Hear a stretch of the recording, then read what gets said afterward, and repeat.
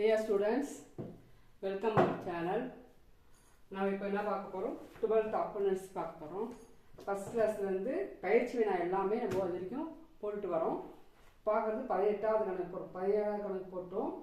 18வது கணக்கு போட போறோம். Page number 36. இப்ப கணக்கு பார்க்கலாம் பாருங்க.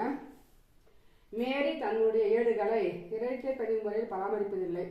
மேரி என்பவர் இரட்டை பதிமுறையில் ஏடுகள் பராமரிக்கிறது. பின்வரும் விவரங்களிலிருந்து 2019 மார்ச் 31ஆம் நாளோடு முடிவடையும் ஆண்டுக்குறை வியாபாரம் மற்றும் லாப நட்ட கணக்கு மற்றும் இருப்புநிலை குறிப்பு தயாரிக்குவோம்.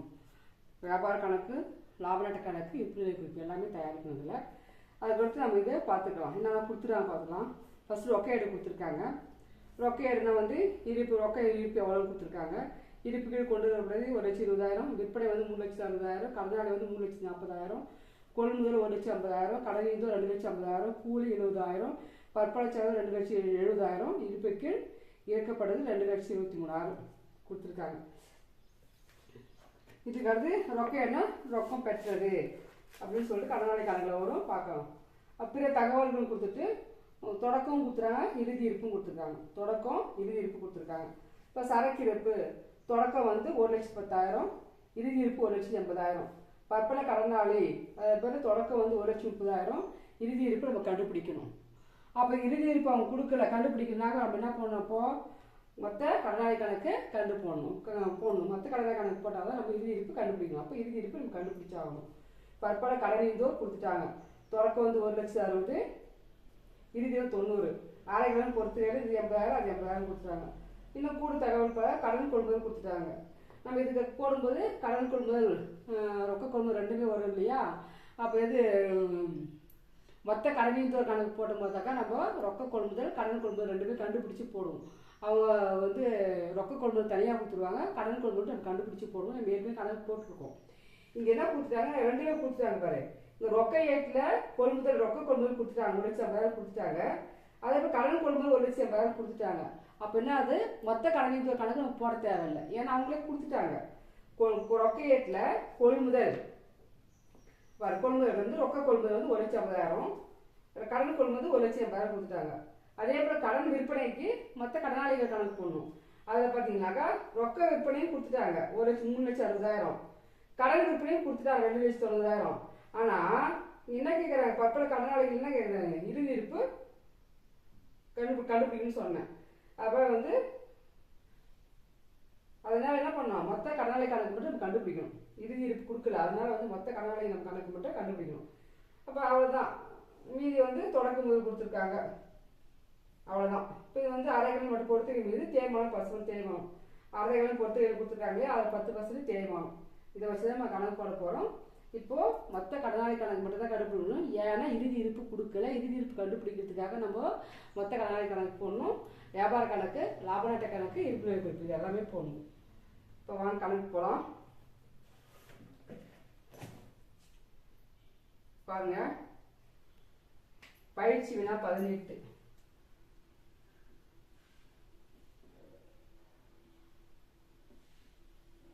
பக்கம் 36.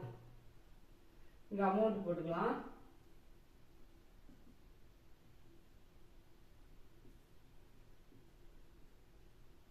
இப்போ மொத்த கடனாளி கணக்கு தான் நான் சொல்லியிருக்கேன்னு. இங்கே வந்து தொடக்கம் இருப்புகள் கொண்டு வரப்பட்டது, இது இருப்புக்கு இழக்கப்பட்டது கொண்டு வரணும்.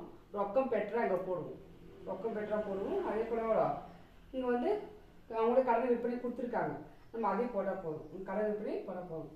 எவ்வளோ பாரு, மொத்த கடனாளி கணக்கு பாரு, பற்பல கடனாளி இருந்தா இருப்புக்கு கொண்டு வரப்பட்டது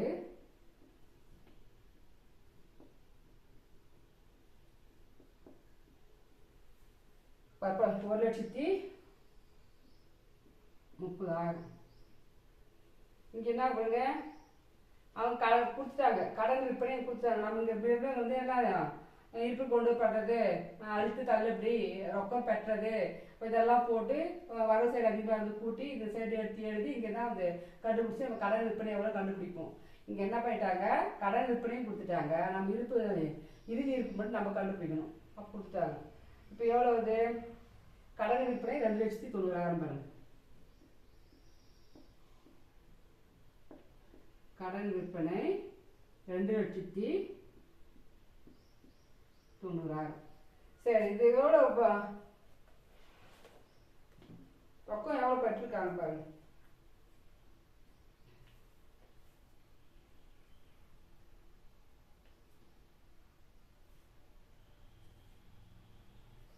ரொக்கம் வந்து ரொக்கம் பெற்றது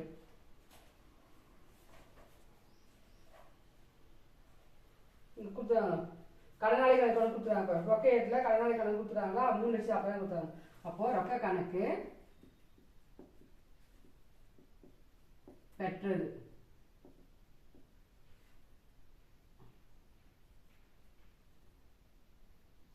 $3,40,000. இப்போ நம்ம வந்து இருப்புக்கு இருப்பு கார்டு இருப்பு தொகை கண்டுபிடிக்கும். இருப்புக்கு இறக்கப்பட்டது இருப்பு கட்டும் தொகை.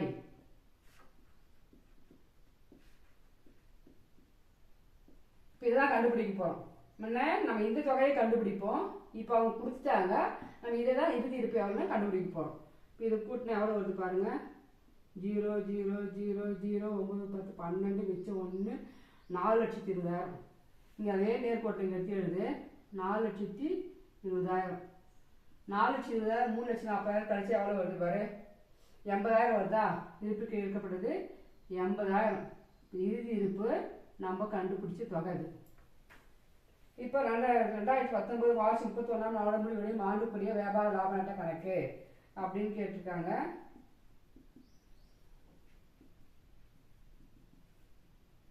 இது வரவு, இது பற்று, விவரம்,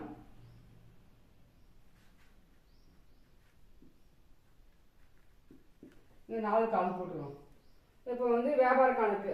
வியாபார கணக்கு என்ன பண்ணுறோம்? ஃபஸ்ட்டு பற்று சைடு தொடக்கிருப்பு வரும்.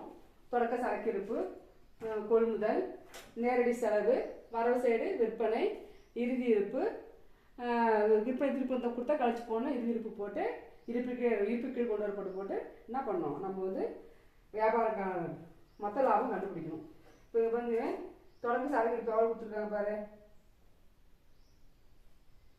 சரக்கிருப்பு தொடக்கம் கொடுத்துருக்காங்க பாருங்க. 1,10,000. 1,10,000. இப்போ தொடக்க சரக்கிருப்பு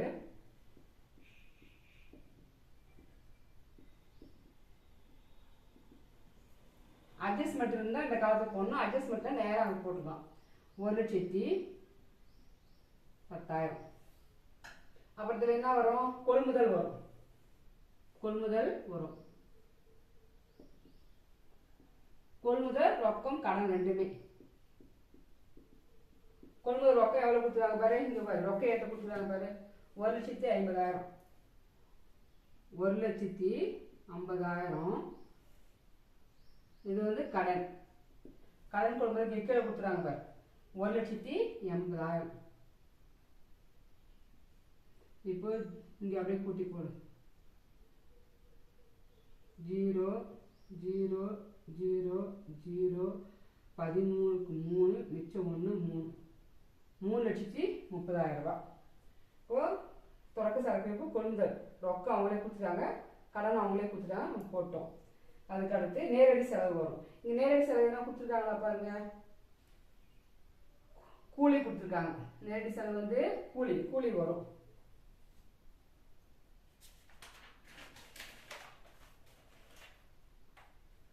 கூலி வந்து நேரடி செலவுல கூலி கொடுத்துறாங்க. ரொக்கம் எடுத்து கொடுத்துறாங்க பாருங்க.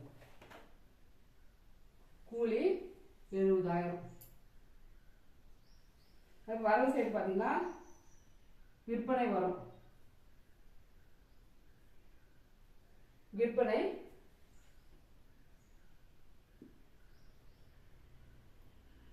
ரொக்கம் எவ்வளோ, கடன் எவ்வளோ. இங்கே பாரு விற்பனை ரொக்கம் வந்து 3,60,000 கொடுத்துறாங்களா. ரொக்கம் வந்து 3,60,000. இங்கே கடன் விற்பனை கொடுத்துருக்காங்க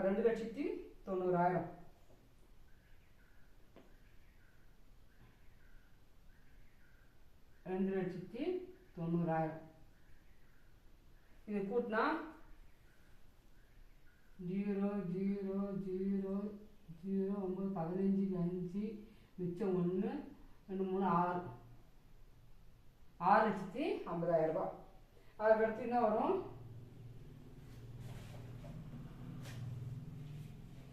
இறுதி சரக்கிருப்பு. அதுக்கடுத்து இறுதி சரக்கிருப்பு.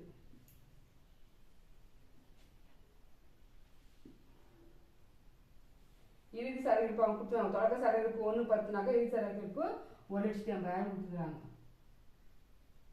இதை கண்டுபிடிச்சா நமக்கு மொத்த லாபம் கிடைக்கும். மொத்த லாபம் பாருங்க எவ்வளோ கூட்டம் 0 0 0 0 8 2 13க்கு 3 மிச்சம் 1 7 8 8,30,000. இங்கே அப்படியே எடுத்து எழுது 8,30,000. இந்த 8 லட்சம் ரூபாய் இதை கழிக்கணும். 3 4 5,10,000. 8,30,000 இதெல்லாம் கூட்டினீங்கன்னாக்கா 5,10,000 வருது. கழிச்சா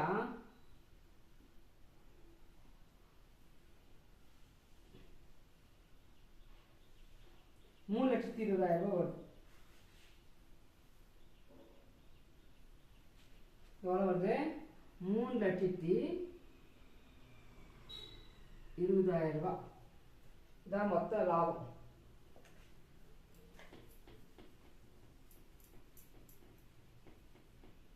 கண்டுபிடிச்சது இது. இது வந்து மொத்த லாபம்.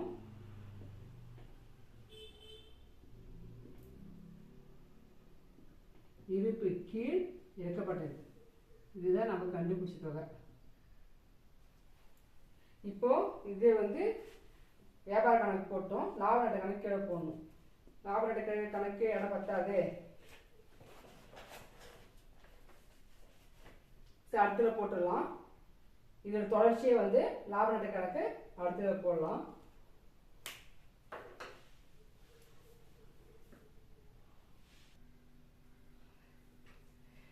இப்போ பாருங்க, நான் வியாபார கணக்கு போட்டோம். அதுக்கு வந்து இடம் பத்தாது, ரொம்ப கச்சிதமாக இருக்கும்னு சொல்லிட்டு நான் மாற்றிட்டேன். லாப நட்ட கணக்கு 2019 மார்ச் 31ஆம் நாளே இருப்பிலை குறிப்பு அப்படின்னு சொல்லிட்டு நம்ம எழுதிட்டோம். இப்போ வந்து லாப நட்ட கணக்கு போடலாம். லாப நட்ட கணக்கு பட்டு சைடு என்னெல்லாம் வரும்னு சொல்லியிருக்கேன் ஏற்கனவே. இப்போ மறைமுக செலவெல்லாம் வரும். மறைமுக செலவெல்லாம் எதுவும் மறைமுக செலவெல்லாம் வந்து லாப நட்ட பட்டு சைடு வரும். மீதி வந்து பெற்றது, பெற்ற வாடகை, பெற்ற சம்பளம், பெற்ற கமிஷன், பெற்ற பங்காயம், பெற்ற தள்ளுபடி, பெற்ற வட்டி, அதெல்லாம் வந்து பெற்றதெல்லாம் வந்து வரவு செய்யணும். இங்கே வந்து செலவுகளின் நட்டங்களை பற்று செய்யுங்க, வருமானத்தை ஆதாயத்தை வரவு செய்யுங்க அப்படின்னு பார்த்தோம் இல்லையா பேரோட கணக்கு. அந்த பேரோட கணக்கு இதுக்கு போடணும். இப்போ மறைமுக செலவெல்லாம் அதில் வரும். இப்போ நம்ம மொத்த லாபம் கண்டுபிடிச்சோம் இல்லையா, அதில் இருப்புக்கு இருக்கப்படுறது. இங்கே வந்து லாப நட்ட கணக்கு வரவு செய்து இருப்புக்கு கொண்டு வரப்பட்டது எழுதணும். இருப்புக்கு கொண்டு வரப்பட்டது எவ்வளோ கண்டுபிடிச்சோம்? 3,20,000 கண்டுபிடிச்சோம்.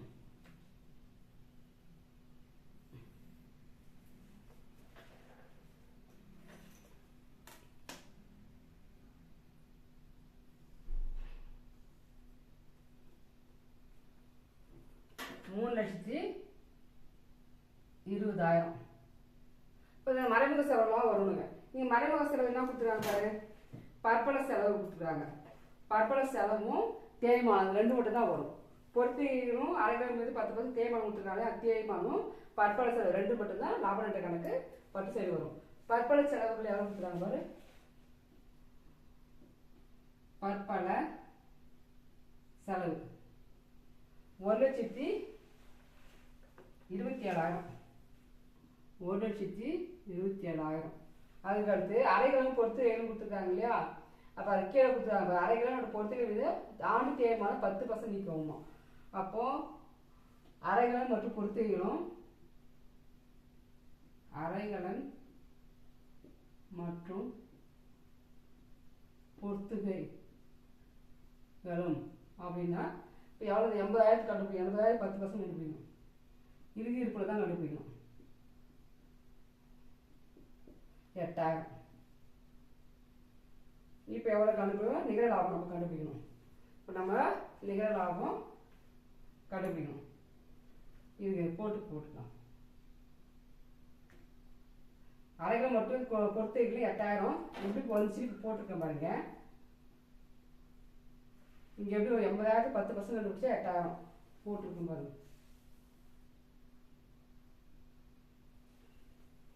கண்டுபிடி 3,20,000. இது எத்தனையோ போட்டேன், இங்கே எடுத்து எழுது. 3,20,000. இதை கழிச்சிங்கனாக்கா மீதி வரது நம்ம நிகர லாபம். இங்கே எழுதிக்கோ, நிகர லாபம். இப்போது 3,20,000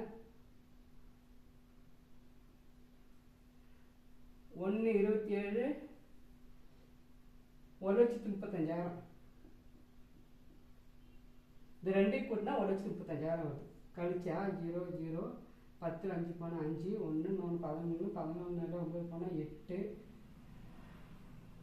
1,85,000 வரும். கரெக்டு. நிகர லாபம் எவ்வளோ?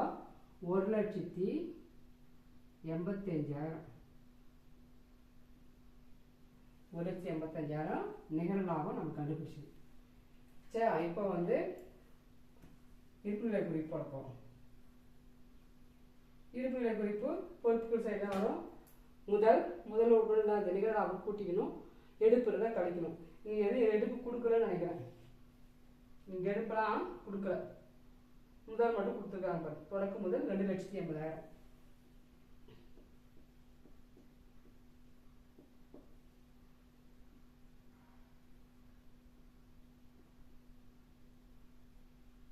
$2,80,000. அதோட நிகர லாபம் கூட்டுக, நிகர லாபம்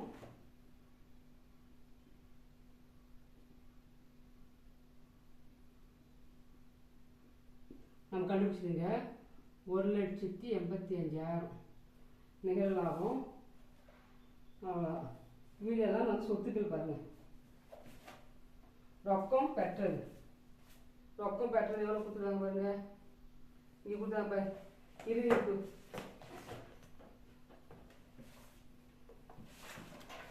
ரொக்கம் பெற்றது இங்கே கீழே கொடுத்துருக்காங்க பாரு. இருப்பு கீழே இறக்கப்படுது கொடுத்துருவாங்க பாரு, இறுதி இருப்பு. இதான் ரொக்கம் பெற்றது. ரொக்கம் பெற்றது ரொக்க கணக்கு. 2,23,000. சின்னதாக போடணும், பெருசாக போடலாம்.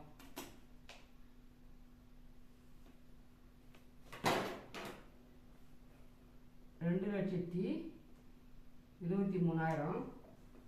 அதுக்கடுத்து சொத்து என்ன அழகாக வரும் பாருங்க. அறைகளும் பொறுத்தைகள் வரும்.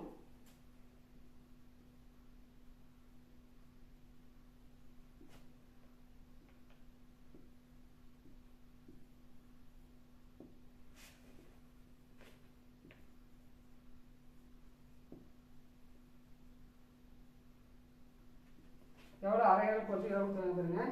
80,000 கொடுத்துருக்காங்க. இதில் கழிக்க தேய்மானம் 10% கண்டுபிடிச்சி போட்டுருக்கோம் பாருங்க. 8,000. இது கழிங்க, கழிச்சிட்டு மீதி 72,000 வரும்.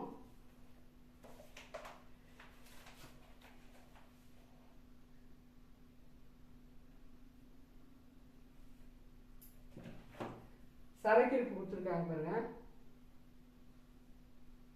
சரக்கிருப்பு வரும்.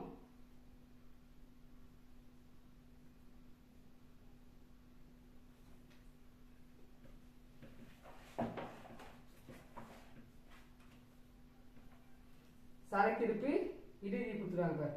இறுதி இருப்பு தான் எடுத்துக்கணும். 1,80,000. அதுக்கடுத்து கடனாளிகள் நம்ம கண்டுபிடிச்ச இறுதி இருப்பு 80,000 கண்டுபிடிச்சோம் பாரு ஃபர்ஸ்ட்.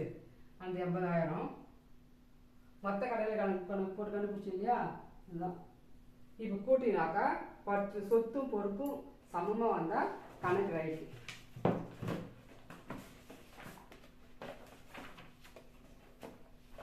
கூட்டி போடலாம்.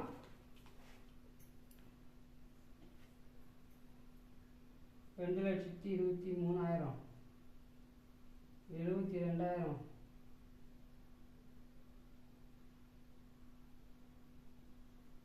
1,80,000 0,000 0,0,0 5 விட்டுட்டு 16 23 25 மிச்சம் 2 5 5,55,000 வந்தா இங்கே கூட்டினா அதே போல் 2,80,000 1,85,000 கூட்டினா 0,0,0,5